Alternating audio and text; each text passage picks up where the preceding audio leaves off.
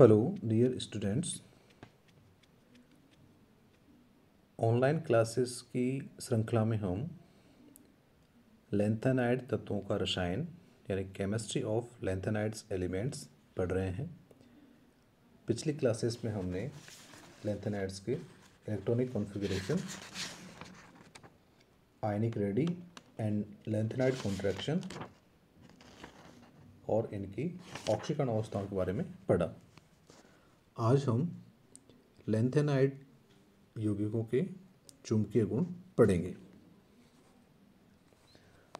हम ये जानते हैं कि परमाणु अथवा आयनों में जो चुंबकीय गुण होते हैं वो इनमें उपस्थित अयुग्मित इलेक्ट्रॉनों के कारण प्रदर्शित होते हैं। पदार्थों के चुंबकीय आघूर्ण के मान इलेक्ट्रॉनों की कक्षीय एवं चक्रण गति के कारण उत्पन्न होते हैं। कक्षीय गति यानी जो इलेक्ट्रॉन अपने ऑर्बिट में, अपनी कक्षा में जो घूमते हैं उसको कक्षीय गति कहते हैं, और चक्रण गति जो इलेक्ट्रॉन की अक्ष पर घूर्णन होता है उसको चक्रण गति कहते हैं। तो चुंबकीय आघूर्ण के मान इलेक्ट्रॉनों की कक्षीय गति एवं चक्रण गति दोनों के कारण उत्पन्न होते हैं। इनमें से कक्षीय गति से उत्पन्न चुंबकीय आघूर्ण के मान को हम शून्य मानते हैं। उसकी वजह क्या है? क्योंकि कक्षीय गति से उत्पन्न चुंबकीय आघूर्ण उसके चारों तरफ विद्यमान लिगेंडों द्वारा उत्पन्न चुंबकीय आघूर्ण द्वारा उदासीन हो जाता है। कोई भी यौगिक होता है उसमें केंद्रीय धातु परमाणु होता है और उस केंद्रीय धातु परमाणु के चारों तरफ लिगेंड विद्यमान होते हैं। तो हम ये मानते हैं कि चुंबकीय आघूर्ण है उसमें जो कक्षीय गति से उत्पन्न चुंबकीय आघूर्ण है उसका योगदान शून्य मानते हैं। क्यों? क्योंकि धातु के इलेक्ट्रॉनों द्वारा जो कक्षीय गति के कारण चुंबकीय आघूर्ण उत्पन्न हो रहा है वो लिगेंडों द्वारा उत्पन्न चुंबकीय आघूर्ण द्वारा उदासीन कर दिया जाता है। इस स्थिति में केवल चक्रण द्वारा उत्पन्न चुंबकीय आघूर्ण ही पदार्थ का कुल चुंबकीय आघूर्ण होता है। अतः केवल अयुग्मित डी इलेक्ट्रॉनों की सहायता से हम चुंबकीय आघूर्ण का मान ज्ञात कर सकते हैं, जिसके लिए सूत्र होता है म्यू एस बराबर under root N into N plus 2, जहाँ पे एन क्या है? नंबर ऑफ अनपेयर्ड इलेक्ट्रॉन्स यानी अयुग्मित इलेक्ट्रॉनों की संख्या, और म्यू एस क्या है? स्पिन ओनली मैग्नेटिक मोमेंट यानी ऐसा मैग्नेटिक मोमेंट जो केवल स्पिन के कारण ही होता है। इसको हम चक्रण चुंबकीय आघूर्ण भी कहते हैं। तो यह जो सूत्र है यह डी ब्लॉक एलिमेंट्स यानी संक्रमण तत्वों के लिए तो बिल्कुल उपयुक्त है। संक्रमण तत्वों के लिए इस सूत्र द्वारा परिकलित चुंबकीय आघूर्ण के मान प्रायोगिक मानों से काफ़ी समानता रखते हैं। परिकलन का मतलब होता है किसी सूत्र द्वारा किसी फिजिकल प्रॉपर्टीज़ की कैलकुलेशन, यानी जैसे चुंबकीय आघूर्ण का मान हम इस सूत्र द्वारा ज्ञात करते हैं तो उसको कहते हैं परिकलित चुंबकीय आघूर्ण। और दूसरा होता है प्रायोगिक मानों की सहायता से हम ज्ञात करें, हम किसी एक्सपेरिमेंट की सहायता से चुंबकीय आघूर्ण का मान ज्ञात करें तो उसको कहते हैं प्रायोगिक मान। तो संक्रमण तत्वों के लिए उपयुक्त सूत्र द्वारा परिकलित चुंबकीय आघूर्ण के मान प्रायोगिक मानों से काफ़ी समानता रखते हैं, लेकिन अंतर संक्रमण तत्वों के लिए यानी इनर ट्रांजिशन एलिमेंट्स के लिए, जिनको हम एफ ब्लॉक एलिमेंट्स भी कह रहे हैं, परिकलित मानों एवं प्रायोगिक मानों में काफ़ी अंतर आता है, यानी इनके प्रायोगिक मान और परिकलित मान समान नहीं होते हैं। लैंथेनाइड के त्रिधनात्मक आयनों के लिए उपरोक्त दोनों मानों के के लिए एक चित्र बनाया गया है जिसको हम आगे दर्शा रहे हैं, जिसमें टूटी लाइन चक्रण गति के कारण और ठोस लाइन चक्रण एवं कक्षीय दोनों गति के कारण चुंबकीय आघूर्ण को प्रदर्शित कर रही है। इस ग्राफ में हम देख रहे हैं तो y अक्ष पर चुंबकीय आघूर्ण दिखाया गया है जिसकी यूनिट इकाई है BM यानी बोर मैग्नेटॉन, और x अक्ष पर इनके एलिमेंट्स हैं जैसे लैंथेनम है, सीरियम है, प्रेसिडानियम है, इसी प्रकार से सारे लैंथेनाइड्स हैं।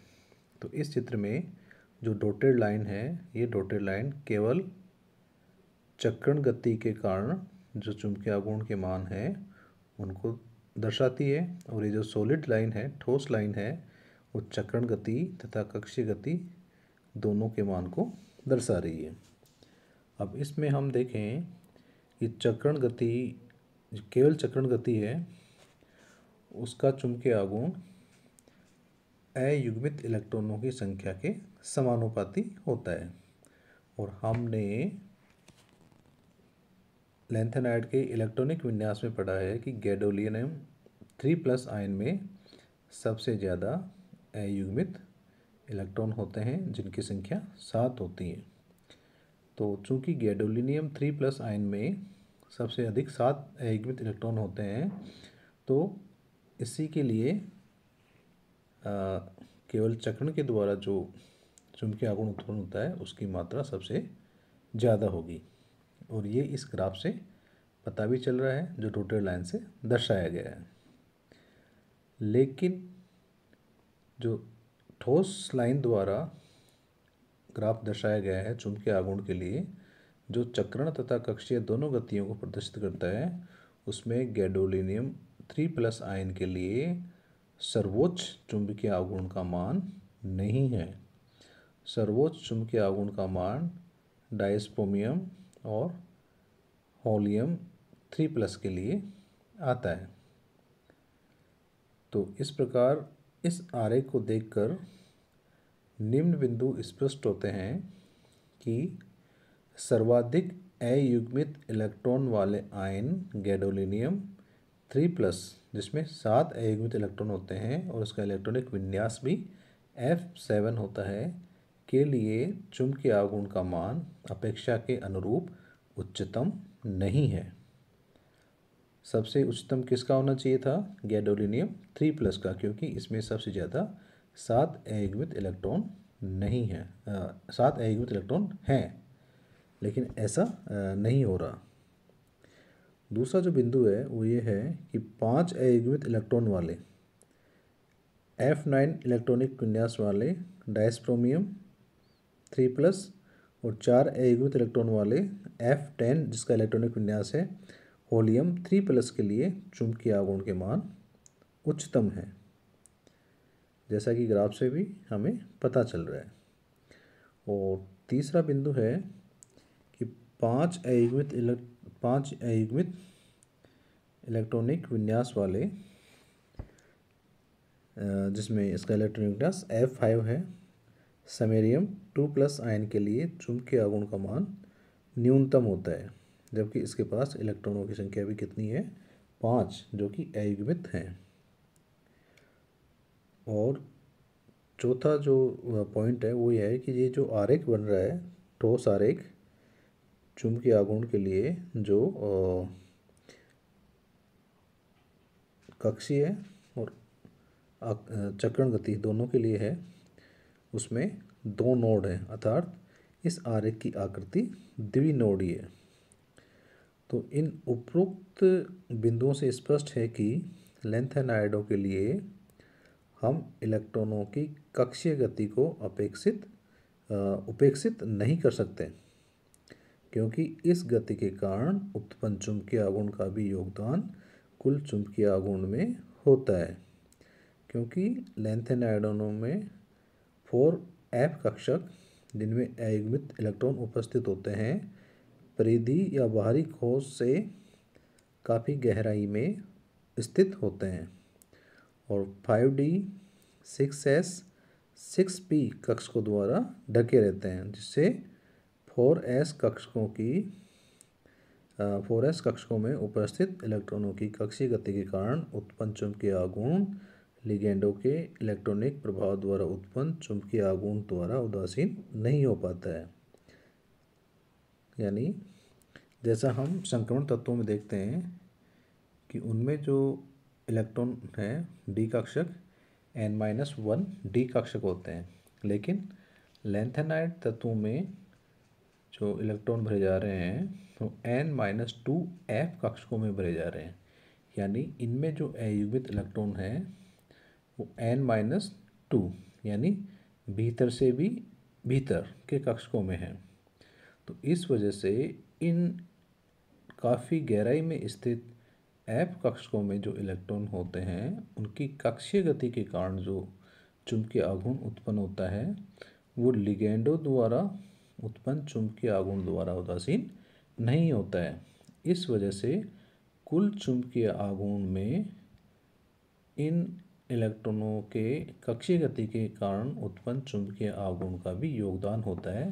अर्थात कक्षीय गति के कारण उत्पन्न चुंबकीय आघूर्ण को मान को हम यहाँ पे नगण्य नहीं मान सकते और ना ही हम उनको उपेक्षित कर सकते हैं।